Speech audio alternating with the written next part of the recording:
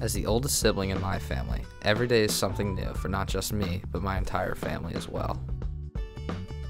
My parents are still new to having a junior in high school, and my younger siblings are always watching me, because soon they will go through it too.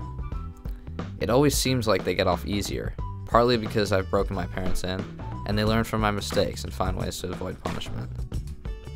But having them constantly watching me isn't a bad thing. They can learn to be better, smarter, and more efficient in what they do. When trying something new, all I have to look at is my friends and what my parents went through, but 30 years earlier. If my younger brother and sister are working on a project or going up for a sport, I can always be there and help them grow to something better than I was when I started, so they will end up accomplishing more than I would have without that influence.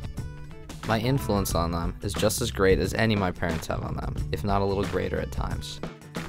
It may be awkward to approach your parents to ask them questions about the high school experience, but someone who just went through it and is just as trustworthy is an entirely different and more comfortable approach.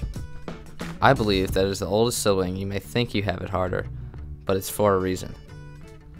It will help those who look up to you become better at things that you have struggled in, and in the end will help you grow as well. And you must always remember, what you do now will have an effect on your siblings in the future, and may influence them to either follow in your footsteps or choose to learn from your mistakes and take a different path.